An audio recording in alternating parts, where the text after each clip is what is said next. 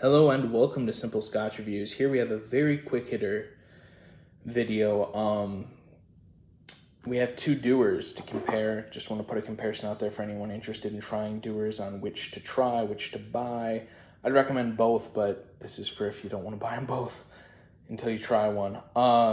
Dewars 18 and Dewars 15-year-old. So just a brief note on Dewars that I always say in all these different Dewars reviews. Dewars does contain Aberfeldy, so if you have experience with Aberfeldy and not Dewars, kind of know what you're getting into. The 15 and 18-year-old are both bottled at 40% ABV. Both are blended Scotch. So I will say here that 15 and 18. So the 15, honestly, to me, has more of a nose, more flavors going on. 15 is a brighter nose, also just, more flavor coming at you. 18 is noticeable that it's got those qualities of an older whiskey than the 15-year-old. I'd say the main difference of the two would be the 15 has more fruit flavors. So the 15 is main fruit,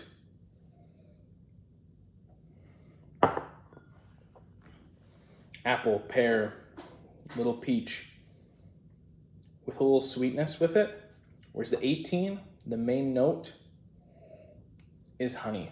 I also get a nutty quality, but nutty quality in the honey, those are the brief two things you need to know. The other one, fruit with a little honey. 18 isn't, for those that care about smoothness. Both have similarly thin mouthfeels, but when we're talking about smoothness as lack of alcohol presence, 18 isn't necessarily smoother or more rounded than the 15, at least in this comparison. 18 really focuses on those non-fruit flavors, the honey and the nuts. If you've had Aberfeldy 21 or want to try Aberfeldy 21 but don't want to spend that much on a bottle, get Dewars 18 and imagine Dewars 18 but more viscous, fuller mouthfeel. Take the flavor, turn it from 5 up to 10, and that is Aberfeldy 21. It is honey, but instead of this honey and thin mouth, it's rich, thick honey flavor, main note. Definitely recommend trying Aberfeldy 21 if that sounds like it's up your alley. But between these two, when we start talking about flavor, price, and that ratio between, 15 wins hands down. The 18, good. 15, also good.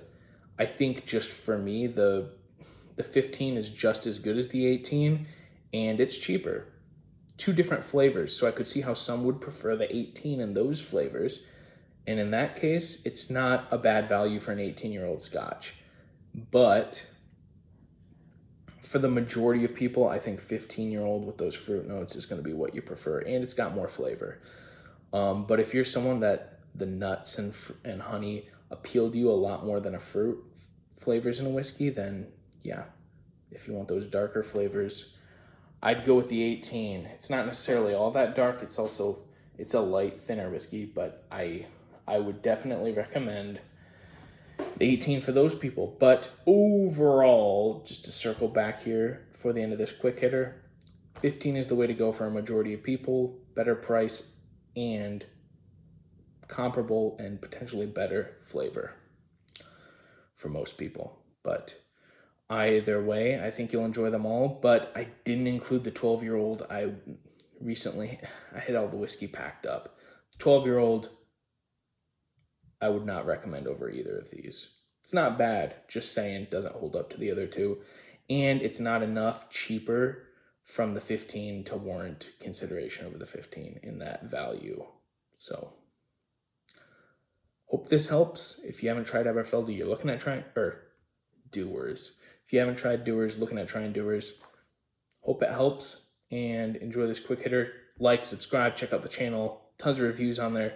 Individual reviews going more in depth into both of these other Dewars whiskeys as well. I believe the 12 might be the only one other Dewars I have a review out there for. I'm going to be putting one up there for the NAS version of Dewars.